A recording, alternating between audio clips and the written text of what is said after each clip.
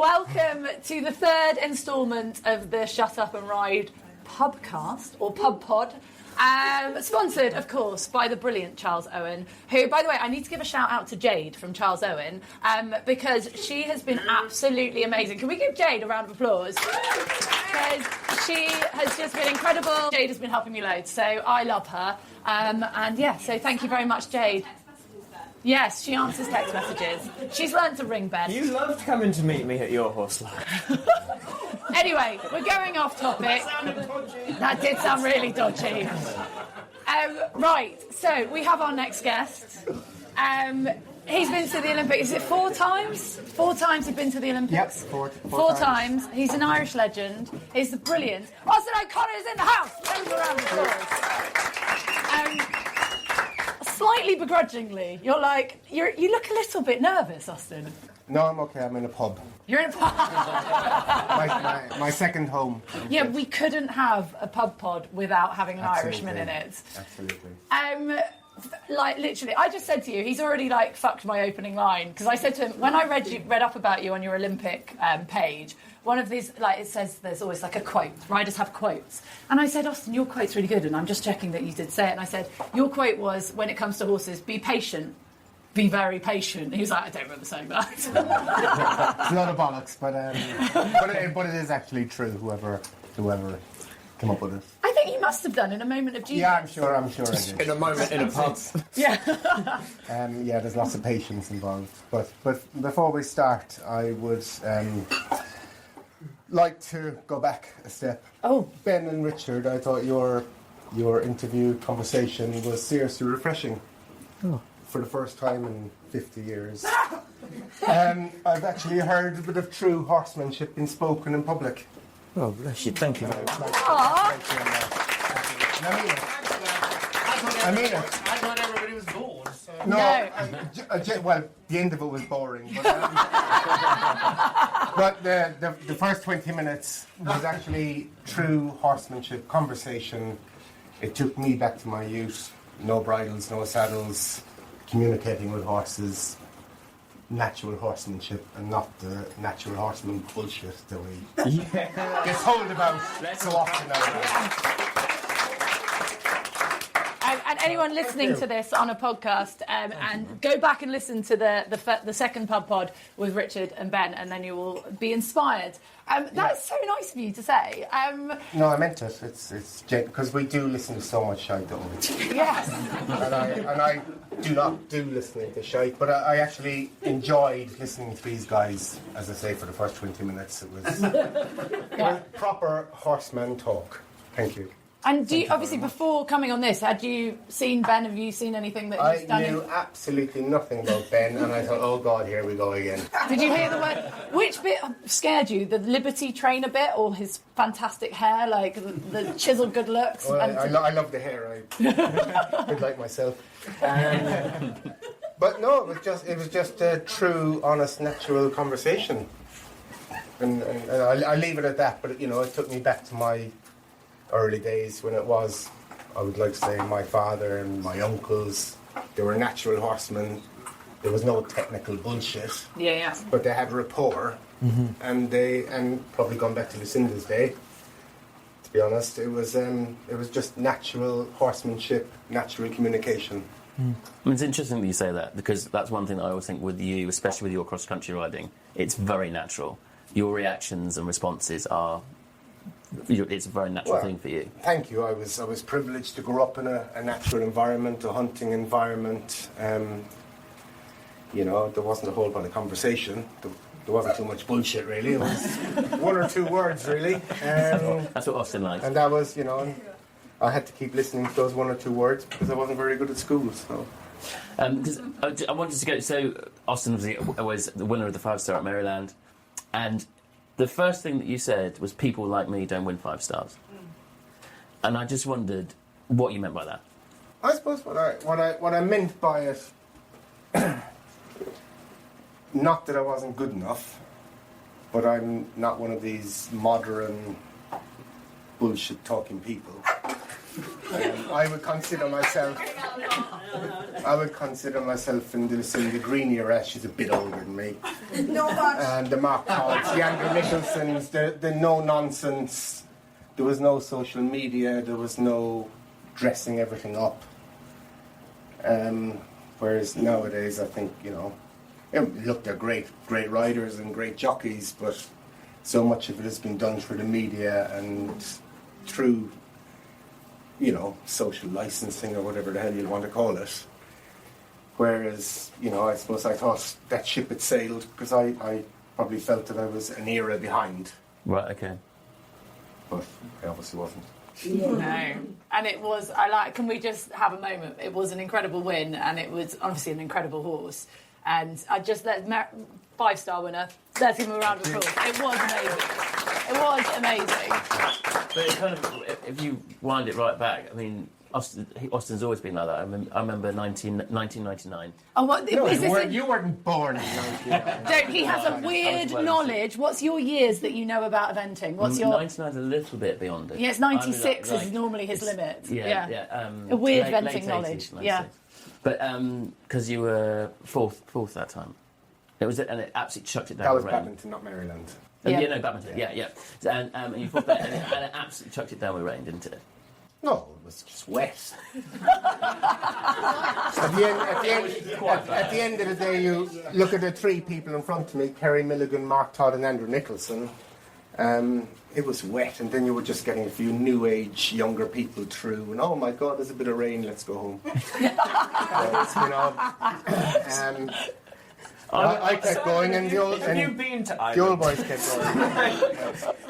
Well, I remember reading something. I might have this wrong. I'm reading something that I think Lucy Vigersmar wrote, and she said something along the lines of, "I was just about to go cross country, and Austin had just been round, and he was lighting a cigarette, and his fingers were shaking because he'd just finished."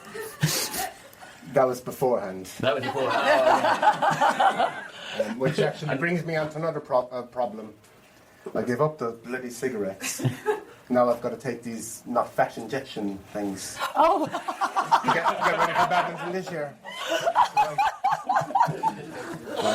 To get trim, to yeah, trim exactly. down. So we're on the Yeah.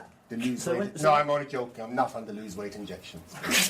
So when did you stop smoking? 1st of November. 10 minutes ago. Yeah.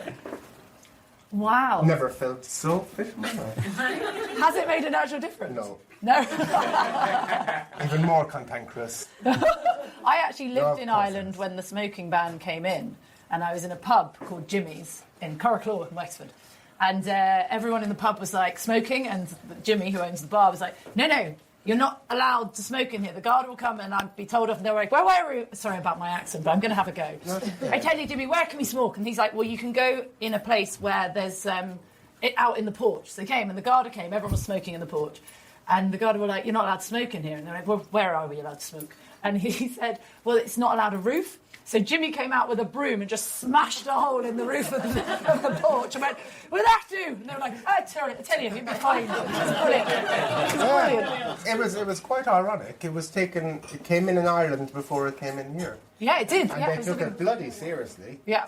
For a drinking, smoking, sporty nation. Yeah. But I love that. That is kind of the Irish attitude, isn't it? A little bit. It's like, we'll fix that problem here and now, sorted. No hassle, done. Yeah. They fixed it. And do you, obviously, the smoking helps calm the nerves. And do you get nervous? Like we heard Gemma earlier in her podcast. Can you relate in any way to that kind of nerve? I think every sport across the discipline, you get nervous. The day you get nervous is the day to give up. Yeah. Like people The day you don't get nervous. Or the day you don't get nervous is the day to give up. I'm sorry. Yeah. And I think every sport across the board. So yeah, is nervous the correct word? I'm not sure. Apprehensive, so on. Excited. I have a rule. Now I'm hopefully we keep going for another few years. I don't mind this apprehension, this nervousness. But once you leave the start box, That's got to that's go. gone. If you carry that to the first fence, put up the hands and give up the job. But it's a big part of it, isn't it? Yeah. Well, I don't know. I've never been around badminton. So what it is. And absolutely no intention to. I'm very happy waiting for you guys at the You finish. speak about nerves. I don't know, not many of you will remember Matt Ryan. I remember Matt Ryan won an Olympic medal in Barcelona '92. Before every cross-country 3-day, we used to have a D-box, we used to have the roads and tracks, the steeplechase, roads and... It was boring as shit. We used to smoke loads on the roads and tracks.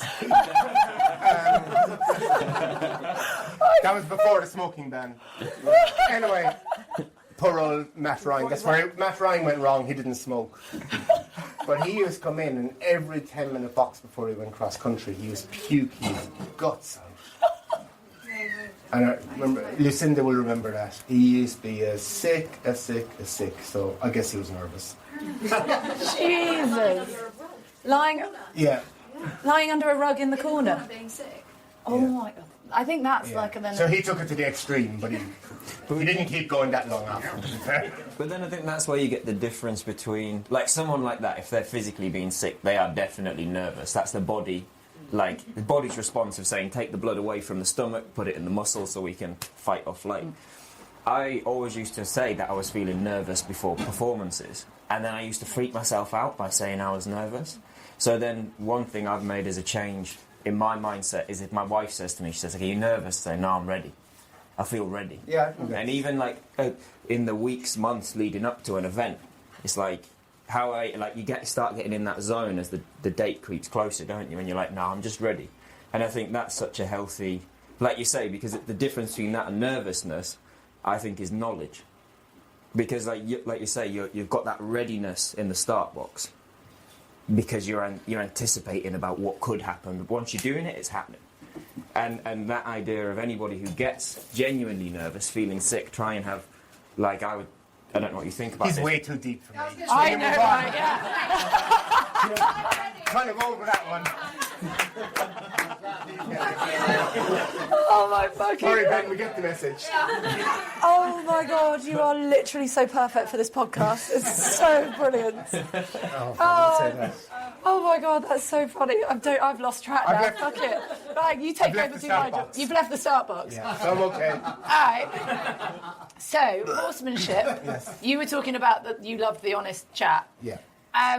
What is it? So I've been lucky enough to work with the likes of Shane Breen, who I think is a fucking amazing horseman, like unbelievable, and a lot of the Irish guys. And then I was chatting to Carl Hester last night, and I just said, Ben is an incredible horseman, Simon is an incredible horseman, you are an incredible horseman.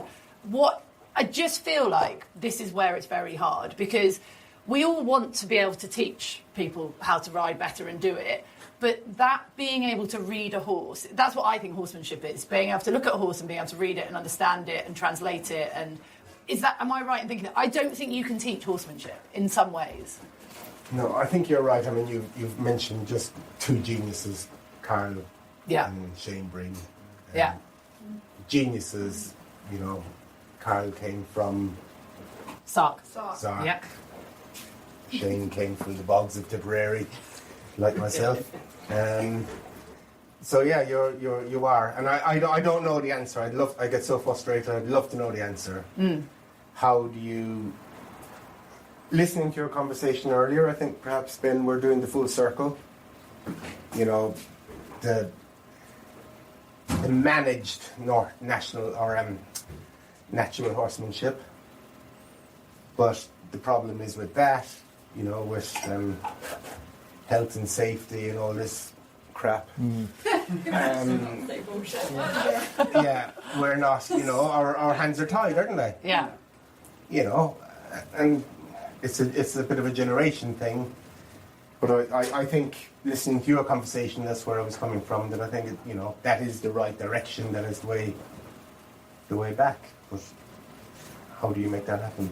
Well, is it as simple as that, like, growing up, I assume, like, you'd be the same as me. I lived in the middle of nowhere. I had no phone, no health and safety, no one watching me. There was me, my mates, and horses and ponies. There was no one teaching us, no one doing that. You figure it out. Like, you get out there, you make mistakes. So it is learned then. Right? 'Cause Yeah. I'm saying it's not learned. It's like it's not just natural. You do learn it by doing it. Like, you know, when you were going out hunting. Yeah, you but like, nobody cared about us, Ben, did they? It's our childhood trauma. Yeah. That comes out in the love for horses.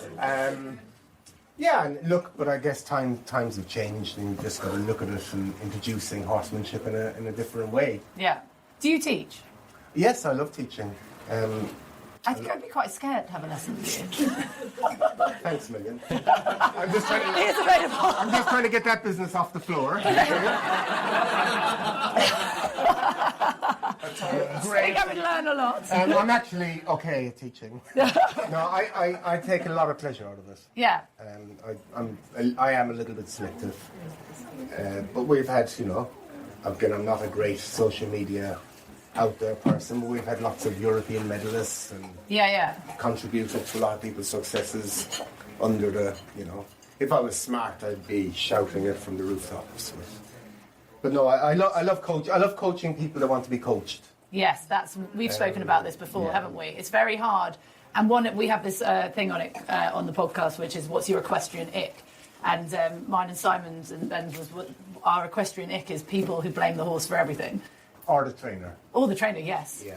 No, it's never their fault. Whether it's Carl Hester or Tracy Robinson or Jill Watson, if I do shit, ultimately it's up to me. It's not, but too many people blame the trainer and this and that.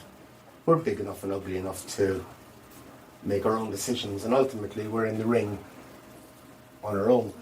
But you'd be amazed how many people do, well, yes, looking for it was his fault or her fault, or let's blame somebody.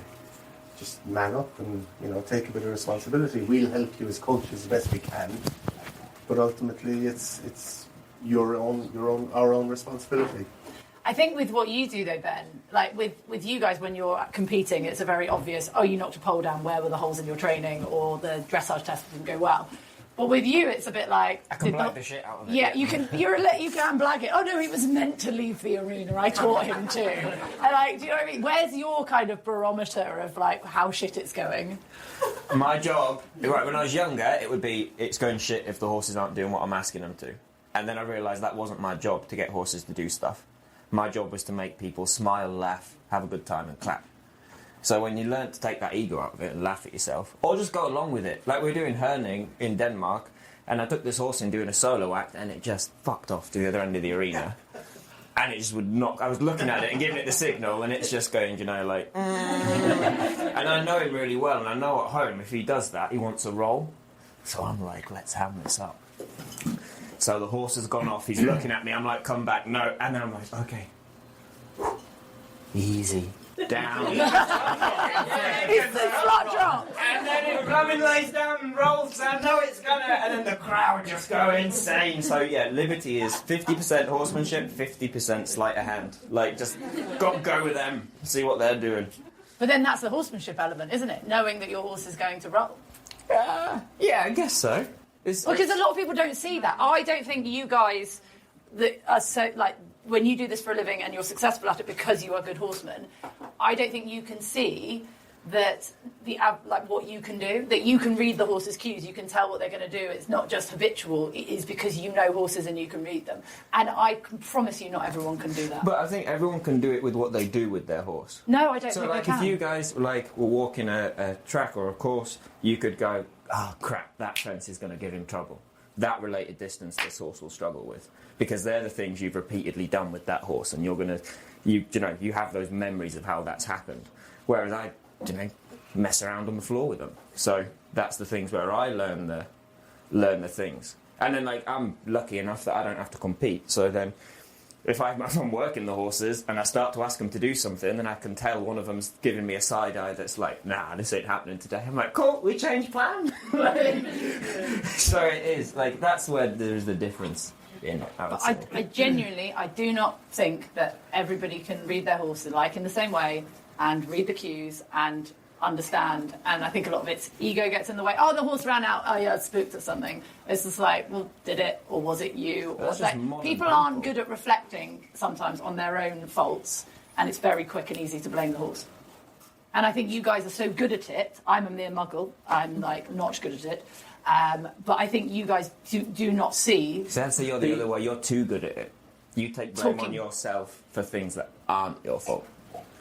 But is that not just life? like, why should everybody be a top horseman? No, they shouldn't. Why should everybody just be, wonderful? You can go out to all these courses and come out with this degree in horsemanship.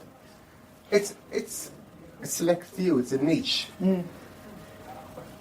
I was going to say Tottenham Football Club, but that's a bad example. You go to an academy in, let's say, Brentford, a proper football club in London. Yeah. I'm a With Millwall fan, so... Or even Millwall, proper. Oh, yeah. You've got a huge academy, you've got a huge beginning, but there's only the selected few are professional footballers at the end of the day. Yeah. So we've got this expectation, but the difference is you can't hurt a ball. A lot of people own horses that maybe shouldn't, and a horse is a living, breathing thing. And I don't think not everybody in the world will take. I'm being really sorry, but I don't think everybody in the world who owns a horse takes the time to learn all the skills they should have to own a horse. And if you are shit at football, if that football gets burst, no one's going to cry over it. But I think that's where some of the welfare issues and things come from. I think don't underestimate horses. And don't underestimate a horse standing up for itself Yeah, that's true. and not taking shit or taking abuse from a moron. Yeah. I'm sorry, but they're big animals. They're a half a ton, 600 kgs. You're not going to bully a horse into submission if they're not working with you. Yeah. I think the horse will put you in its place. Yeah. Has it? Of course it has. Look at that. Look at that. Just look at this fucking face. I'm sorry.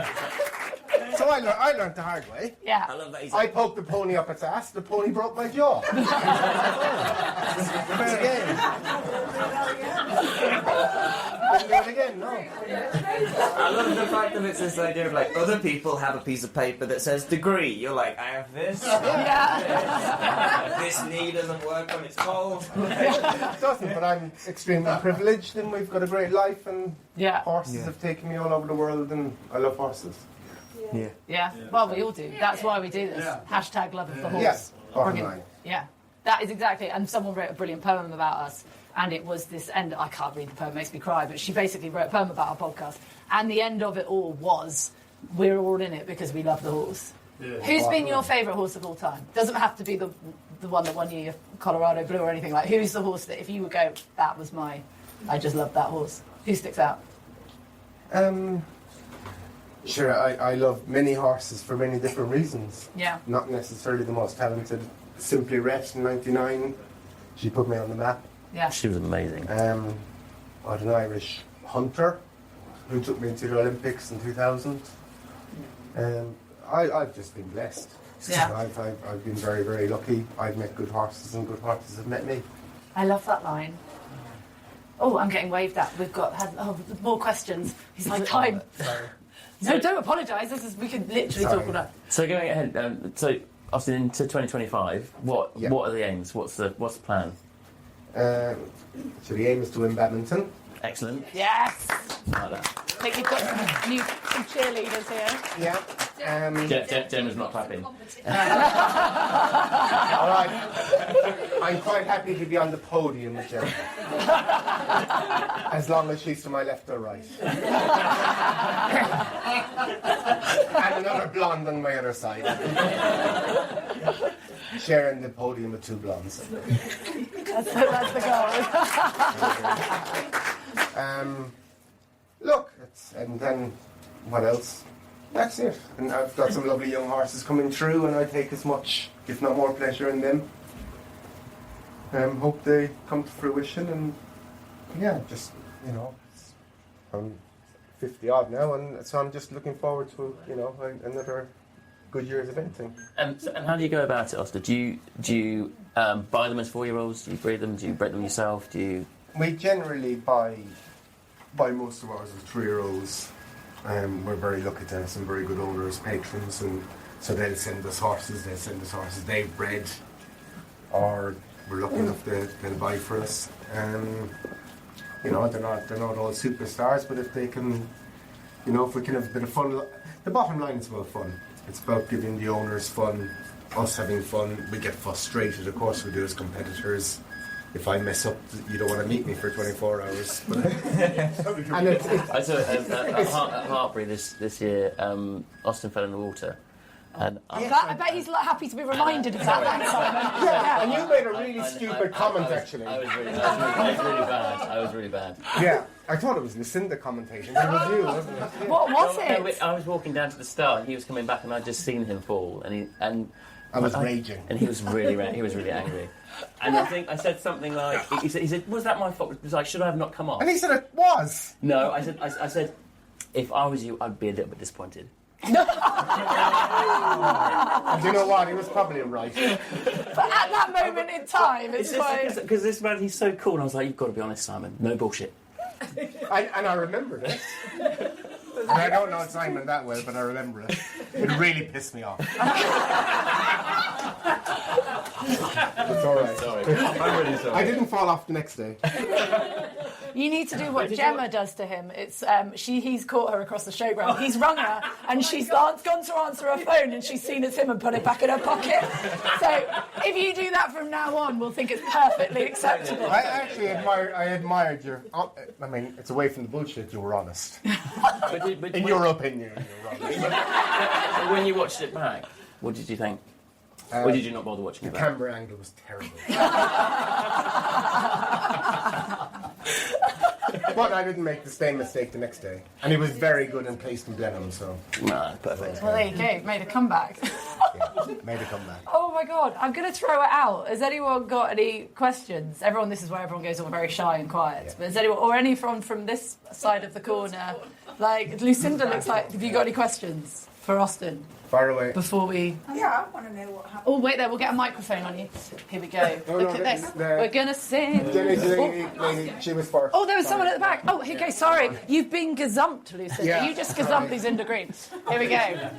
No pressure. My questions are good enough to do that, but I was just going to ask, like, you said that, you feel really nervous before, and then you get in the start box, and you have to leave, and you just have to leave it behind. Would you say there's any kind of way in which you compartmentalise that fear and leave it and put it in that box and leave it behind, or do you think it just kind of happens naturally and that's like your kind of athlete's brain? Yeah, I think you're right. I think it's just an athlete's brain, really. You just, it's apprehension, it's nerves, you can call it.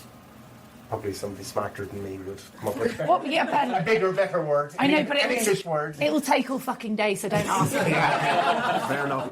So no, once I leave the start box, then it's on a mission, job done.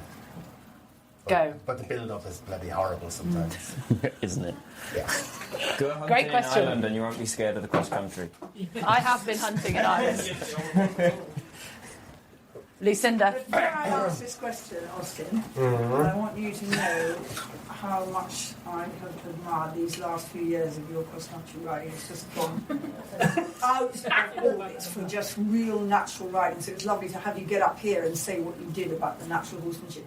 But I'm still confused, and I've actually wanted to text you, but I've never got around to it, as to what happened at the coffin at Burghley. Uh-oh. Lucinda. There were 6 flags. There was 3 red flags and 3 white flags. Okay? I went through the 6 flags. Clear. I thought there was a whoops at the first So end. that was the lead. Yeah, it was... No, Amy. No, it wasn't. I know. No. So did you I gave it a shit ride to the first bit, but I got away with it. So I started... Right, Amy, come on. No, I don't know what they're talking about. I have my head in the bush.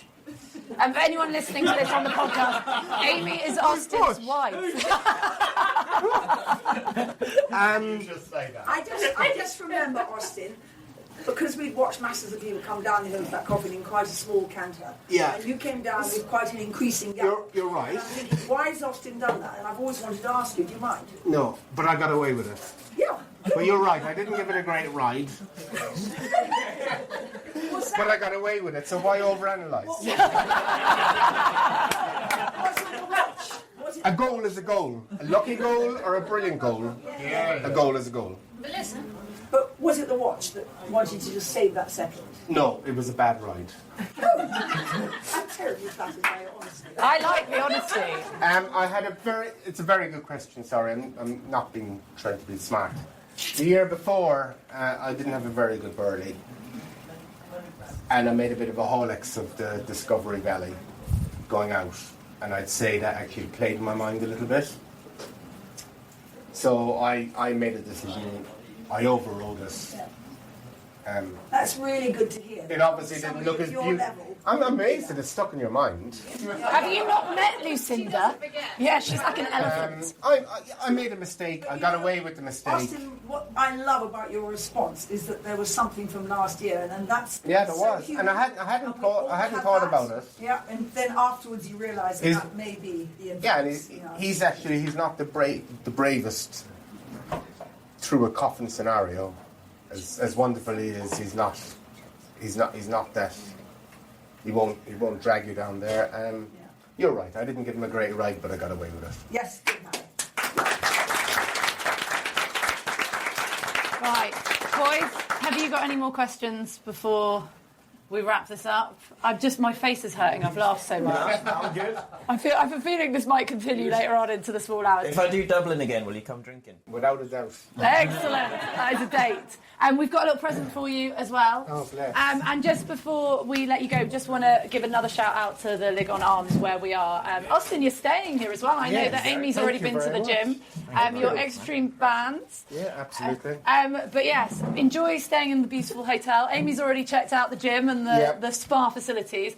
I think you guys will agree that was probably the most honest podcast we've ever had. Oh, really? That was fucking brilliant. Austin, I got it left to say is shut up and ride.